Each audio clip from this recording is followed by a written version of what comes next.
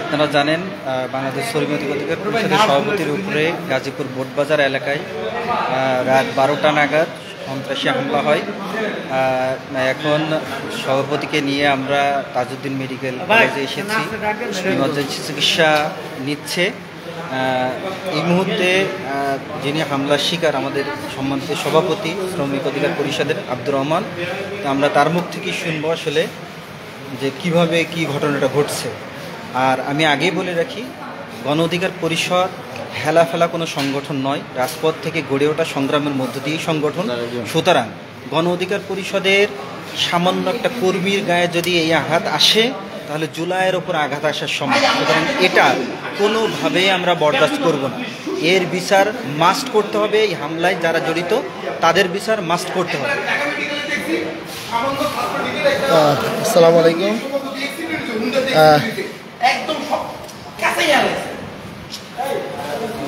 আসসালামু আলাইকুম। আজকে আমি প্রত্যেক দিনই রাত্রেবেলা বাসায় ফিরি। তো আজকে বাসায় ফিরছিলাম, বাসায় ফেরার পথে যখন বাস থেকে নামছিলাম, তখন বাস থেকে আমার সাথে আরও 3 থেকে 4 জন ব্যক্তি আমার সাথে বাস থেকে নামে। তারা চারদিক থেকে আমাকে ঘেরাও করে ধরার পরে বলে যে তোর এত বড় সাহস, তুই আজকে শেষ। এই কথা বলে 4 জন লোক আমাকে টেনে হিঁচড়ে বাসের পিছনে একটা হাইয়েস্ট মাইক্রোবাস দাঁড়ানো ছিল, সেই মাইক্রোবাসের সামনে নিয়ে যায়। মাইক্রোবাসের দরজা খোলা ছিল। তো আমাকে সবাই দেখলাম মাইক্রোবাসের ভিতরে আরও অনেক লোকজন, সবাই আমাকে টানা হেঁচড়া শুরু করছে মাইক্রোবাসে উঠানোর জন্য। তো আমার কোমর পর্যন্ত উঠায় ফেলছে। শেষ পর্যন্ত শুধু পাটা বাহিরে ছিল। এই পা বাইরে থাকা অবস্থায় ওরা গাড়ি স্টার্ট দেয়। এই অবস্থায় ওরা পা ভিতরে নেওয়ার জন্য আপ্রাণ চেষ্টা করে। ওরা যদি পা ভেতরে নিতে পারতো, তাহলে গাড়ির দরজা লাগিয়ে হয়তো আমাকে হত্যা করে কোথাও ফেলে দিত। কিন্তু আমি আমার জীবন প্রাণ দিয়ে পা ভিতরে যাতে না নিতে পারে সেই চেষ্টা করেছি। এর মধ্যে গাড়িটা একটা পুলিশের গাড়ির পাশ দিয়ে যাচ্ছিল। তখন আমি জোরে চিৎকার করেছি। পুলিশ দেখেছে যে আমার পা গাড়ির বাহিরে। এটা দেখে পুলিশ এটা দেখার পরে ওরা কিছু দূর পরে আবার একটা নিরিবিলি জায়গায় আমাকে চেষ্টা করছে গাড়ি থামায়া ওরা পা ভিতরে নেওয়ার চেষ্টা করছে। যখন দেখছে যে পার ভিতরে নিতেই পারছে না, তখন ওরা ওই যে পুলিশের গাড়ি দেখছে, সেই আতঙ্কে ওরা অনেক চেষ্টা করে শেষ পর্যন্ত বলতেছে এই ওরে ফালাই দে। তা আমি ফালাই দেওয়া বলতে আমি বুঝছিলাম হয়তো মেরে ফেলবে, কিন্তু তখন দেখলাম ওরা ধাক্কা দিয়ে আমারে রাস্তার পাশে বালু টালুর মধ্যে আমার ফেলে দিছে। ফেলে দেওয়ার পরে দেখলাম যে আমি রক্তাক্ত। এই দস্তাদস্তির মধ্যে কিভাবে রক্তাক্ত হয়েছি আমি আসলে কিছুই জানি না। তো মাথায় যে সেলাই দেওয়া হয়েছে এবং পা বাহিরে, গাড়ির বাহিরে থাকার কারণে রাস্তার সাথে পা হেঁচড়ানো হয়েছে। এই জন্য আমার পায়ের বেশ কয়েকটা নখ পায়ের হেঁচড়ানোর সাথে ফ্লোরের সাথে ছেঁচড়িয়ে আমার কয়েকটা পায়ের নখ চলে গেছে। এই হচ্ছে আমার অবস্থা। সবাই আমার জন্য দোয়া করবেন। এবং হয়তোবা আপনারা জানেন এই সাহসের কথা যে বলছে যে তোর এত বড় সাহস, তুই আজকে শেষ, এই সাহসটা কেন বলছে আমি জানি না।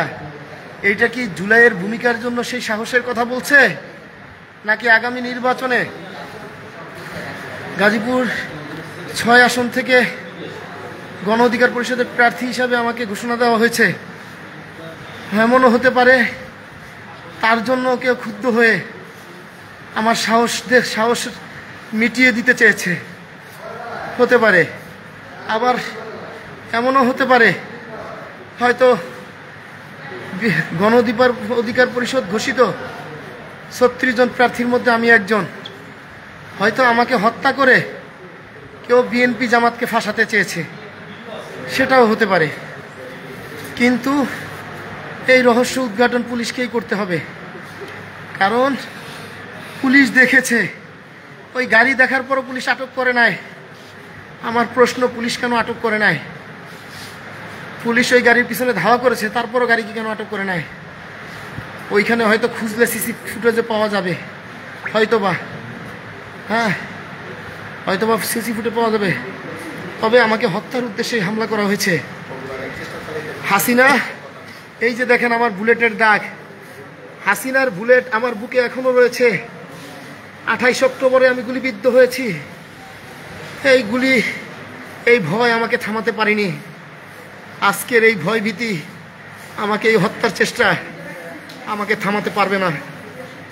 আমি কথা দিচ্ছি, দ্বিগুণ শক্তিতে ইনশাল্লাহ ফেরত আসবো। আমি দ্বিগুণ শক্তিতে ফেরত আসবো। আমি এই হামলাকারীদের অপচেষ্টার জবাব দিব ইনশাআল্লাহ। সবাই আমার জন্য দোয়া করবেন, আমি যেন বেঁচে ফিরতে পারি। ধন্যবাদ।